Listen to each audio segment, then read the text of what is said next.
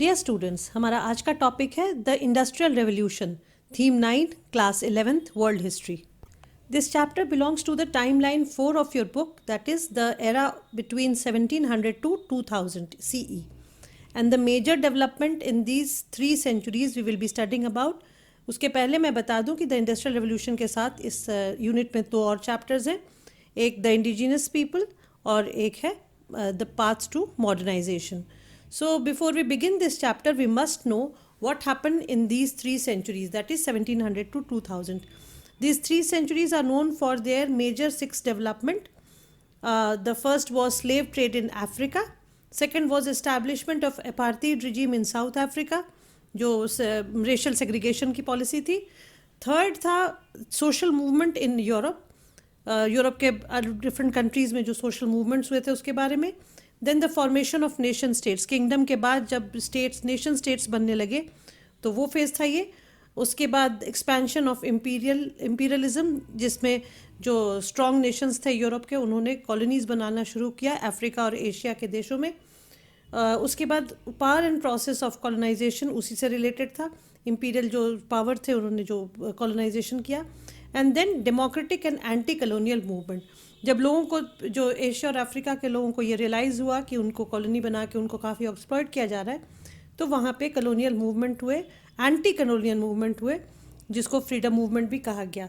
और फाइनली ये जो 3 सेंचुरीज है 1700 to 2000, ये जानी जाती है अपने साइंटिफिक इन्वेंशंस और टेक्नोलॉजिकल डेवलपमेंट की वजह से. और इस वजह से ये जो सेंचुरीज थी इसमें काफ़ी ज़्यादा डेवलपमेंट हुआ which is associated with modernity. वापस आते हैं हम अपने थीम 9 पर, the industrial revolution. Industrial revolution in England major topic है इसका, और इसको हम 2 फेजेस में बांटेंगे. First phase which happened between 1780 to 1850 and the focus was on England. And second phase of industrial revolution is known between 1815 onwards, जिसका focal point था Germany और यूएसए. उसके पहले अपने सेगमेंट शुरू करने से पहले हम देखते हैं कि what do we have to study in this chapter और the highlights of this chapter.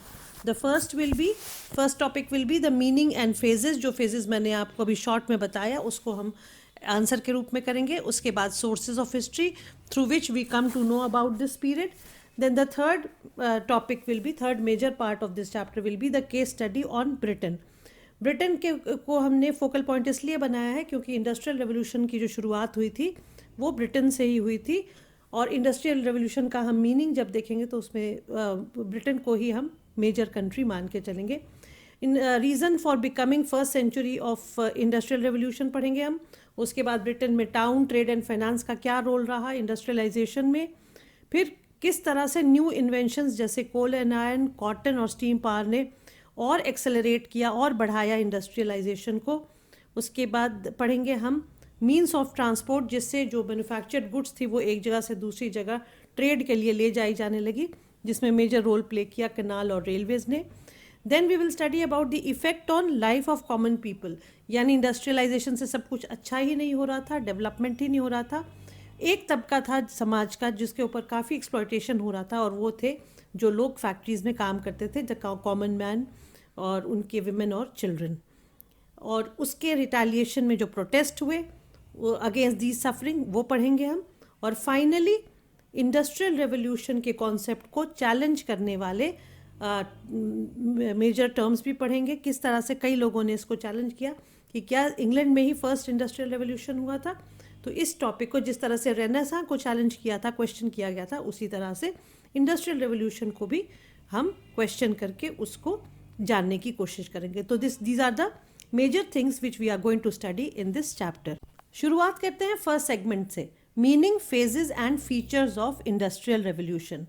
Meaning इसका सबसे पहले देखें, transformation of industry and economy in Britain between 1780 to 1850 was called the first phase of industrial revolution. England में ये वो phase था जब काफ़ी सारी चीज़ें मशीनों से बनने लगी, फैक्ट्रीज़ बनने लगी, हाथ का काम अब मशीनों से होने लगा, और जो ग्रोथ थी प्रोडक्शन की वो काफ़ी एक्सेलरेट हो गई, काफ़ी बढ़ गई. उसको नाम दिया गया इंडस्ट्रियल रेवोल्यूशन का, या अगर हिंदी में देखें तो औद्योगिक क्रांति. Second phase of industrial revolution था आफ्टर 1850, जब एक्चुअल में केमिकल और इलेक्ट्रिकल इंडस्ट्री एक्सपैंड हुई, उसमें ब्रिटेन पीछे छूट गया और आगे ओवरटेक करने वाले जो कंट्रीज थे ब्रिटेन को पीछे छोड़ने वाले, वो बन गए यूएसए और जर्मनी। अब देखते हैं इंडस्ट्रियल रेवोल्यूशन के मेन फीचर्स, जिससे पता चलता है कि एक्चुअली इस फेज का मीनिंग कैसे जस्टिफाइड है। पहला था far reaching effect on Britain, as I said that Britain was the first focal point of industrialization. Example, the new machineries and technologies came to this country. Therefore, production of goods was on massive scale. Machine के होने से जो एक चीज़ एक बार में एक इंसान के दो हाथों से बनती थी, वो अब मशीन में एक्सेलरेट होने लगा, सरप्लस ग्रोथ होने लगा।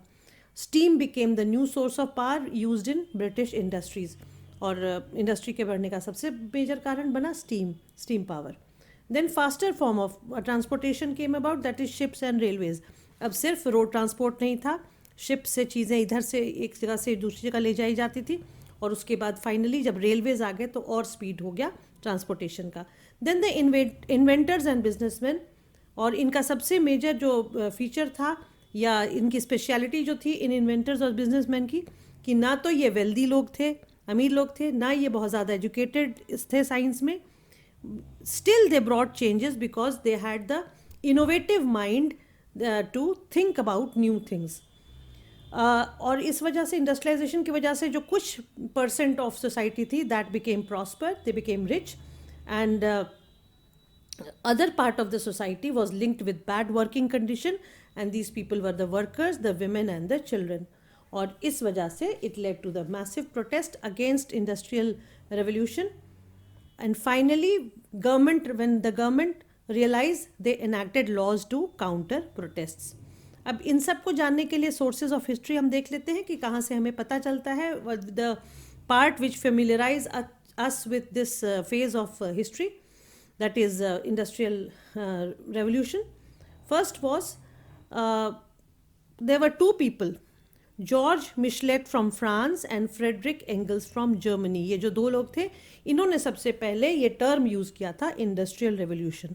उसके बाद अनदर जो राइटर थे वो थे Arnold Toynbee, who use the term for the first time industrial revolution and explained the British industrialisation between 1780 to 1820। तो सबसे पहले यूज़ करने वाले जो थे वो आर्नल्ड टॉयनबी थे, और उनको यूज़ करने वाले इस टर्म को थे George Michelet and Frederick Engels. Then another persons were T.S. Ashton and Eric Hobsbawm, who agreed with Toynbee about Britain being industrial country with economic growth. तो ये कुछ राइटर्स थे या हिस्टोरियंस थे जिन्होंने, या जो थिंकर्स थे जिन्होंने इस टर्म को जस्टिफाई किया, दैट इज़ इंडस्ट्रियल रेवोल्यूशन, और उसको एक्सेप्ट किया कि ब्रिटेन ही पहला देश था इसको आगे बढ़ाने के लिए। Second segment of the chapter में अगर हम आए तो इसमें ब्रिटेन को हम केस स्टडी की तरह पढ़ेंगे और ये रीज़न देखेंगे कि क्यों ब्रिटेन ही पहला कंट्री बना। There will be a full fledged question on this, why the first Britain was the first country to be industrialized. So there are various reasons for this. First was it was politically stable since 17th century with England, Wales and Scotland under monarchy. तो constitutional monarchy थी इनकी, politically stable थे और England, Wales और Scotland इनके main part of the country थे. Then kingdom had common law, single currency, unified market and tax levied on goods. तो जो बेसिक चीज़ें थी किसी भी देश को आगे बढ़ाने के लिए या इंडस्ट्री लगाने के लिए वो ऑलरेडी यहाँ पे प्रेजेंट थी. Money was used as the medium of exchange, people received wages and salaries. लोगों के पास सैलरीज रेगुलर मिलती थी, वेजेस मिलते थे, तो लोगों को काम करने का भी उत्साह बना रहता था. इन 18th century, England witnessed agricultural revolution when landlords enclosed small farms with their big lands, leading to increased food production. Enclosure movement आया इंग्लैंड में. जो अमीर जो किसान थे या फार्मर्स थे उन्होंने बड़े छोटे छोटे लैंड्स को जोड़ के बड़े लैंड के पीसेस को घेरना शुरू कर दिया, इनक्लोज करना शुरू कर दिया और उसमें अच्छी खेती होने लगी, जिस वजह से फूड प्रोडक्शन जो था वो बढ़ा. उसके बाद फाइनल जो रीज़न था ब्रिटेन को फर्स्ट इंडस्ट्रियल रेवोल्यूशन वाली कंट्री बनने का, वो था availability of labours in the factories, और ये हुआ क्यों था? Because enclosure movement led to landless farmers who migrated to cities for jobs. तो फैक्ट्रीज में काम करने के लिए ये जो लैंडलेस फार्मर्स थे वो अवेलेबल होने लगे काम करने के लिए, इस वजह से Britain became the first country to be industrialise. Second question यहाँ पे आता है again related to Britain only. Explain the role of town, trade and finance with reference to London in helping industrialization. तो other than being the first country, इसमें बहुत सारे और reasons थे जिस वजह से उसको पुश मिला इंग्लैंड को, और वो था town, trade and finance.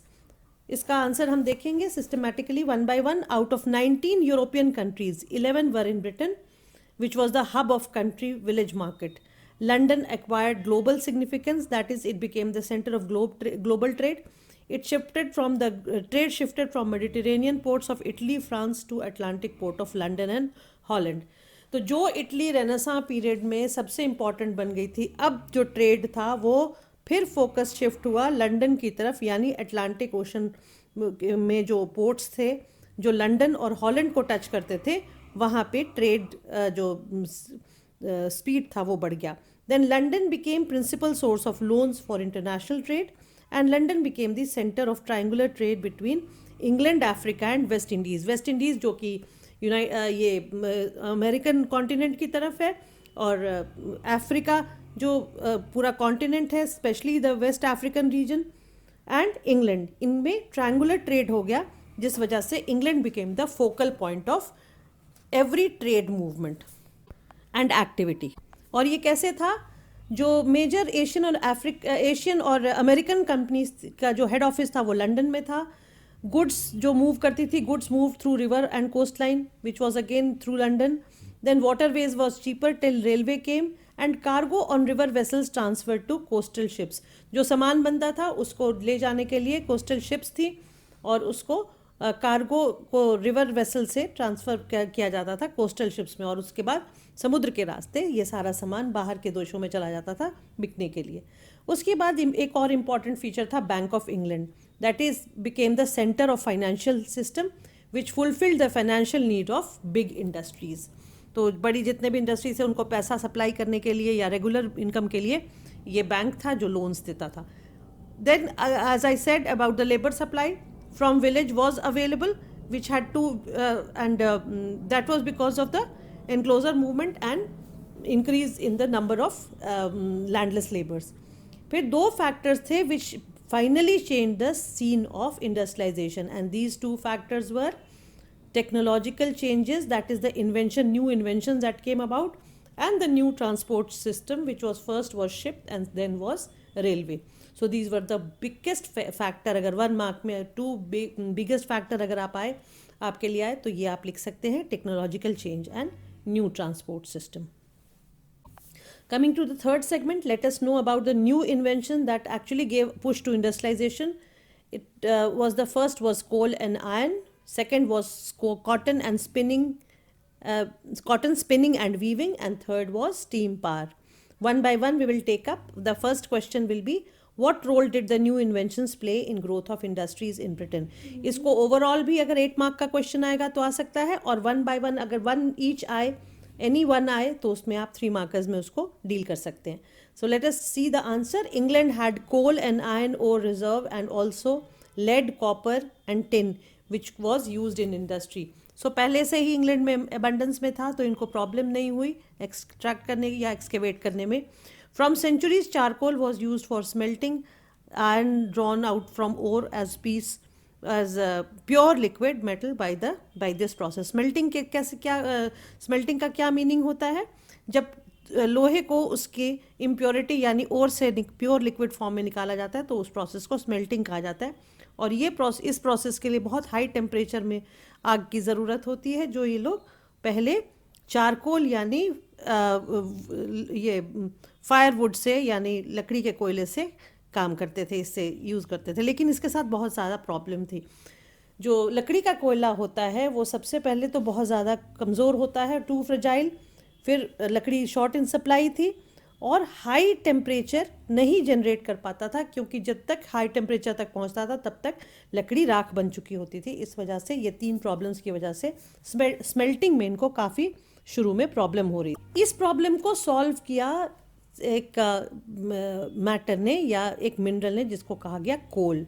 So coal became the main element to solve this problem of smelting. पहले इसमें क्वेश्चन देखते हैं, उसके बाद आगे कोल का इंपॉर्टेंस भी देखेंगे। How was the problem of generating high temperature for smelting iron was solved. कैसे स्मेल्टिंग को लोहे को गलाने के लिए जो स्मेल्टिंग का प्रोसेस था उसको कैसे प्रॉब्लम सॉल्व किया गया। इसको सॉल्व करने वाली एक फैमिली थी, डार्बीज की फैमिली। श्रोपोशायर नाम की जगह पे रहती थी वो लोग, और उनको family of Darbys of Shropshire कहा जाता था। इसमें 3 जनरेशन थी, grandfather, father and son. Grandfather was Abraham Darby, जो 1677 से 1717 के बीच में हुए थे। उनका जो सबसे बड़ा कंट्रीब्यूशन है invention of blast furnace which used coke to generate high temperature. Coke क्या है? जो शुद्ध सॉलिड फ्यूल जिसको कहा जाता है, पत्थर का कोयला भी कहते हैं, हीट होने के बाद उसको, और काफ़ी देर तक वो हीट जनरेट करता है, इसलिए उससे काफ़ी इजी हो गया ब्लास्ट फर्नेस बना के ये स्मेल्टिंग का प्रोसेस अचीव करना। Coke was derived from coal by removing sulphur and other impurities. Coke कैसे बनाया जाता था? ये जो शुद्ध फ्यूल को, पत्थर के कोयले को कैसे बनाया जाता था, उसको उसमें से सल्फर निकाल के और बाकी इम्प्योरिटीज़ निकाल के। Then melted iron emerging from the furnace took out finer casting. और फाइनली जो लोहा था वो अच्छे से पिघलने भी लगा और फाइनर कास्टिंग भी होने लगी उसकी। सेकेंड डार्बी जो था वो 1711 से 1768 के बीच में हुआ था। Who developed wrought iron from pig iron. उसने पहली बार उसने पिग आयरन से, इम्प्योर को लोहे से रॉट आयरन उसको प्रोड्यूस किया। देन वो एक तरह का आयरन होता है। Design puddling furnace to remove iron impurities and the rolling mill which use steam power to roll purified iron into bars। तो ये इसका बड़ा कंट्रीब्यूशन था। रोलिंग मिल इसने बनाई, स्टीम पावर को यूज़ किया प्यूरिफाइड आयरन को प्रोड्यूस करने में, जो बार्स के रूप में, छड़ों के रूप में या सरिया के रूप में जो निकलता था। देन durability of iron made it a better material for machinery. Iron strong था, ड्यूरेबल था, इस वजह से मशीनरी में उसका काफ़ी यूज़ होने लगा। And physical and chemical properties of iron could be controlled. So इस प्रोसेस से सेकेंड डार्बी का जो प्रोसेस था शुरू किया हुआ, उससे आयरन की क्वालिटी को कंट्रोल किया जाने लगा या उसको फाइन बनाया गया। थर्ड डार्बी हुआ 1750 से 1791 में। उसका कंट्रीब्यूशन है, उसने पहला आयरन ब्रिज बनाया था इंग्लैंड में, कोल ब्रुकडेल नाम की जगह पे, सेवर्न नाम के नदी के ऊपर। और उसके बाद विल्किंसन नाम के व्यक्ति ने कास्ट आयरन से पहली बार वाटर पाइप्स को इन्वेंट किया। तो आप देखेंगे कि आप ये इंडस्ट्रियल रेवोल्यूशन के प्रोसेस में एक एक करके नई नई चीज़ों का डे टू डे या ईयर टू ईयर बेसिस पे इन्वेंशन हो रहा था। जैसे कोल ब्रुकडेल में पहली आयरन ब्रिज का बनना, उसके पहले ब्लास्ट फर्नेस का बनना, उसके बाद रोलिंग मिल को डिज़ाइन करना, क्वालिटी कंट्रोल करना, स्टीम पावर को अच्छे से अच्छा यूज़ करना, उसके बाद वाटर पाइप्स बनाना, ये सारी जो इन्वेंशंस थी वो लगातार ग्रेजुअली चल रही थी। Iron industry placed in regions of coal mining and iron smelting. So इसलिए आयरन इंडस्ट्री को वहीं बनाया जाने लगा जहाँ पे कोल माइनिंग की फैसिलिटी थी और आयरन स्मेल्टिंग हो सकती थी। Then Britain possessed coking coal and high grade iron in some basins close to ports. और ये भी एक बड़ा फ़ायदा था इंग्लैंड को या ब्रिटेन को कि पोर्ट से, यानी सी पोर्ट से, जहाँ से सब कुछ एक्सपोर्ट होता था या बाहर ले जाया जाता था, वहीं उसी के एरिया में इनके कोकिंग कोल के खान थे और हाई ग्रेड आयरन की बेसिन्स थी, यानी दोनों के कोयले और लोहे की खानें काफ़ी मौजूद थी वहाँ पे।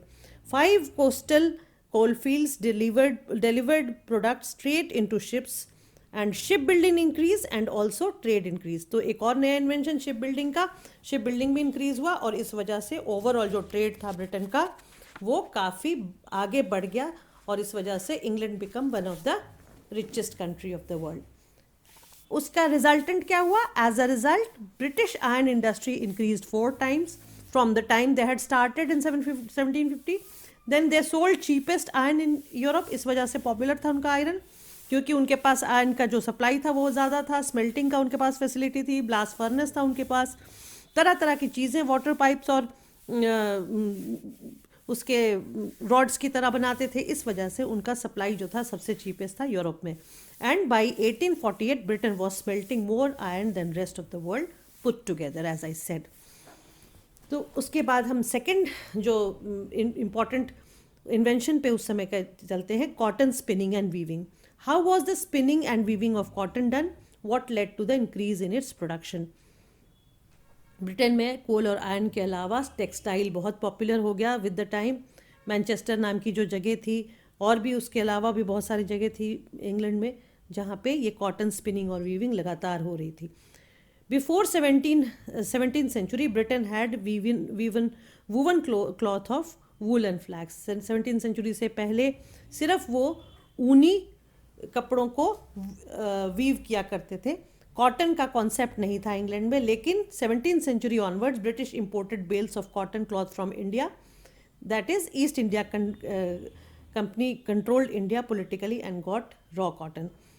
इंग्लैंड से इंडिया आने में जब ईस्ट इंडिया कंपनी को यह पता चला कि इंडिया में इतना ज़्यादा कॉटन या कपास मिलती है, तो यहाँ से ये लोग रॉ मटेरियल सप्लाई करने लगे इंडिया से इंग्लैंड में, और वहाँ पे इंडस्ट्री जो इन्होंने डाली थी टेक्सटाइल की, वहाँ पे ये कॉटन के, फाइन कॉटन के क्लोथ्स बनाने लगे।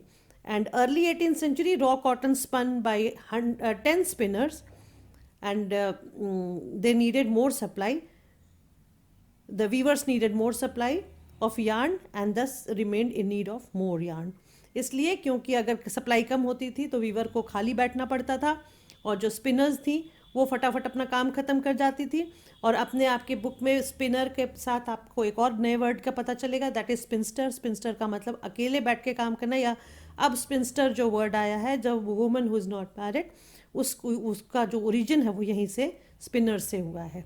नाउ द टेक्नोलॉजिकल एडवांसमेंट जो सेकेंड था इसी में कॉटन स्पिनिंग में, that is closed gap between spinning and weaving. Technological advancement की वजह से ऐसी मशीनरीज आई जिससे दोनों काम में तेज़ी आ गई, तो जो गैप जो समय का था स्पिनिंग और वीविंग में वो कम हो गया। Spinning of raw cotton into yarn and weaving of yarn into fabric, ये दोनों काम हैंड इन हैंड होने लगा, फटाफट एक साथ होने लगा। Therefore the production of fabric shifted from homes to factories. इतना ज़्यादा प्रोडक्शन होने लगा कि अब लोग घर पे बैठ के काम नहीं कर सकते थे, उनको फैक्ट्रीज़ में आना पड़ता था, क्योंकि सारी सप्लाई फैक्ट्री में होती थी और एक पर्टिकुलर वर्किंग आवर में ये लोग बैठ के काम करते थे। यहाँ एक क्वेश्चन आता है, how did cotton industry symbolise British industrialisations early phase? जो ये फैक्ट्री का सिस्टम शुरू हुआ उसमें कंट्रोल्ड वर्किंग आवर्स और उसके बाद लो वेजेस वाला जो सिस्टम आया, उस वजह से जो कॉटन इंडस्ट्री का जो इंडस्ट्रियलाइजेशन था वो बहुत ही अगली हो गया या बहुत एक्सप्लॉयटेटिव हो गया। आंसर देखते हैं, sustain the cotton industry sustain the process of colonisation to control raw cotton and its market. जितने भी मालिक थे वो रॉ कॉटन की सप्लाई को कंट्रोल करते थे और मार्केट को भी कंट्रोल करते थे। Industry dependent not women and children workers, क्योंकि वो बिल्कुल पेशेंटली विमेन काम करती थी, कोई आवाज़ नहीं उठाती थी लेस वेजेस के लिए या मोर वर्किंग आवर के लिए। इस वजह से जो मालिक होते थे फैक्ट्री के, उनको आसान होता था विमेन को और चिल्ड्रन को काम कराना। चिल्ड्रन जो थे वो छोटी छोटी मशीनों के बीच में जाके उसको फिटिंग करना या उसको देखना, ये सब कर सकते थे। उनके जो निम्बल फिंगर्स थे, जो छोटे मुलायम जो उनकी उंगलियां होती थी, वो मशीनों के बीच में चली जाती थी। ये और बात थी कि उस हजार्डस कंडीशन से कई बार बच्चों को अपनी जान गंवानी पड़ती थी, but then it was there. So moving on to steam power now. How did steam power prove decisive for large-scale industrialization? Other than cotton, iron, and iron and coal, this was the biggest invention, steam power, which brought actual change to the whole process of production. कितना fast हो गया और कितना ये perfect production होने लगा, वो possible हुआ स्टीम पावर से। Why? Because hydraulic power, that is water, was limited to certain areas and seasons. पहले हाइड्रोलिक पावर का यूज़ होता था, और लेकिन उसको सीज़न में, जब टेम्परेट रीजन में है, as you all know England, तो पानी जम जाया करता था ठंड आते ही, और जो एरियाज थे वो डिफाइंड थे पानी के सप्लाई के, इसलिए हर जगह ये यूज़ नहीं किया जा सकता था। प्लस अगर उस पानी में फ्लो नहीं होता था, स्पीड नहीं होती थी, तो उसको आप यूज़ नहीं कर सकते थे एज हाइड्रोलिक पावर। तो ये तीन चीज़ें थी जो सर्टेन करती थी वाटर की सप्लाई। पहला एरियाज, दूसरा सीजन और तीसरा speed of the of flow of water. But steam power में क्या खूबियाँ थी? It provided pressure at high temperature. Steam को इकट्ठा करके उससे प्रेशर करके हाई टेम्परेचर में काम किया जा सकता था. Enabled use of broad range of machinery. इस वजह से बहुत सारी मशीनरी में उसको यूज़ किया जाने लगा. रिलायबल था और इनएक्सपेंसिव था. स्टीम का तो कोई ये खर्चा भी नहीं था और रिलायबल भी था. आप अपने हिसाब से उसको यूज़ कर सकते थे. It was first use in steam was first use in mining industry to obtain coal and metal from deeper mines. Steam power को यूज़ करके एक्सकेवेशंस होते थे. जो कोल की जो माइनिंग होती थी वो सबसे पहले होती थी. लेकिन इसका ड्रॉबैक क्या था? उसके बाद सबसे पहले ये भी देख लीजिए कि स्टीम इंजन बनाया गया जो जिसका माइनर्स फ्रेंड जिसका नाम रखा गया, which was built by Thomas Savery to drain flooding in mines. कई बार क्या होता था, जैसा पहले बताया मैंने कि जो वाटर बॉडीज़ होती थी, जैसे रिवर्स होती थी, उसके पास कोल माइन होती थी, तो कई बार अंदर ही अंदर पानी घुस जाया करता था माइंस में. और ये जो स्टीम इंजन्स थे या जो माइनर्स फ्रेंड थे, इनसे उस फ्लड को निकाला जाता था पानी को. लेकिन उसका ड्रॉबैक क्या था? The engine work slowly in shallow depths and boiler burst under too much pressure. तो ये प्रॉब्लम हो जाती थी उसकी. तो ये इन दो प्रॉब्लम की वजह से again miners friend was not very much reliable. So second came Thomas Newcomen who built another steam engine. तो ये माइनर्स फ्रेंड के बाद, टॉमस सेवरी के बाद एक और इन्वेंटर आया जिसका नाम था टॉमस न्यू कॉमन, जिसने स्टीम इंजन बनाया. लेकिन उसका भी एक ड्रॉबैक था. उसका ड्रॉबैक था कि वो it lost energy due to cooling of condensing cylinder. तो ये इस प्रोसेस में उसकी एनर्जी ख़त्म हो जाती थी. Finally the man who converted steam engine from pump to prime mover was James Watt. तो ये तीन बहुत इंपॉर्टेंट नेम्स हैं: Thomas Savery, Thomas Newcomen and James Watt. What did James Watt do? He converted steam engine from pump to prime mover, which provided energy to power machines in factories. And he created Soho Foundry in Birmingham in 1775. Then Watt's engine replaced hydraulic power. Finally, James Watt का जो engine था उसने hydraulic power को पूरी तरह से replace कर दिया. By 1840, British steam engines were generating more than 70% of the European horsepower. Horse power जो आप बुक में सोर्स में पढ़ेंगे व्हाट वाज हॉर्स पावर, इसमें जो यूरोपियन जो एक मेजरमेंट ऑफ एनर्जी था उसको ब्रिटेन जो था वो स्टीम इंजन से जनरेट कर रहा था more than any other European country. So we read about these three major inventions: iron and coal, cotton and steam engine. Now we come to the transport part, that is the transportation during industrialisation, that is canals and railways. ये जो दो means थे, canals और railways medium थे जो transportation के. Question will be what role was played by canals and rivers in transportation of coal and other goods. और इसके साथ हम इस क्वेश्चन को जब करेंगे तो उसमें लास्ट में हम कैनाल्स का ड्रॉबैक भी देखेंगे कि किस वजह से railway became more popular. Starting with canals, the purpose of canal was to transport coal to the cities and because road transport was slower and coal was too heavy for transportation by road, and it was also very expensive because it was heavy and slow, so it was expensive. Then demand of coal rose in cities because of the industrial energy, heating homes and lighting homes. तो इस वजह से कोल का regular supply ज़रूरत था cities में. इस वजह से जो रोड ट्रांसपोर्ट था उसको रिप्लेस किया कैनाल्स ने. And the solution was the first was Worsley Canals built in 1761 by James Brindley, again another inventor, to make English canal. और उसका यूज़ क्या था? It carried coal from Worsley, Manchester की में एक जगह है Worsley, to the cities, and the coal price fell to half after canal was built. क्योंकि आसान हो गया था शिप्स में कोल को डाल के पानी के थ्रू पहुंचाना, ज़्यादा इजी था, ज़्यादा फास्ट था. और इस वजह से जब आसानी से कोल पहुंचने लगा तो कोल की कीमत भी नीचे चली गई. Then who built canals? कौन लोग बनवाते थे? जो रिच लैंड ओनर्स थे, नेचुरली जिनके पास पैसा था, जिनके पास ज़मीनें थी, वो लैंड ओनर्स जो थे, क्योंकि ज़मीनों से जो पैसा आता था उससे वो कनाल बनवा पाते थे. और रीज़न क्या था कनाल बनवाने का? To increase value of mines, quarries and forests. तो फॉरेस्ट प्रोड्यूस को पहुंचाने के लिए, क्वेरीज से मिनरल्स पहुंचाने के लिए, और माइंस से मेटल और कोल निकालने के लिए बहुत ज़रूरत थी इन कैनाल्स की. And what was the other use? एक तो हमने देखा कि carried coal from Worsley to cities, दूसरा यूज क्या था कैनाल का? Confluence of canal created marketing centres in new towns. क्या होता था कि जहाँ सब कैनाल्स मिलते थे वहाँ पे कॉन्फ्लुएंस मतलब जो मीटिंग प्लेस था कैनाल्स का, वहाँ पे मार्केट बनता था, बड़े बड़े मार्केट्स बनते थे जहाँ पे चीज़ें सप्लाई होती थी और वहाँ से चीज़ें ले जाई जाती थी, गिव एंड टेक होता था। एग्जाम्पल इसका है Birmingham which grew due to canal connecting London. London से बर्मिंघम को सीधे जोड़ा गया कनाल से जिसका नाम था Bristol canal. And Mersey and Humber rivers थे जिसके थ्रू ये कनाल जिन रिवर वाटर से ये कनाल्स बने थे।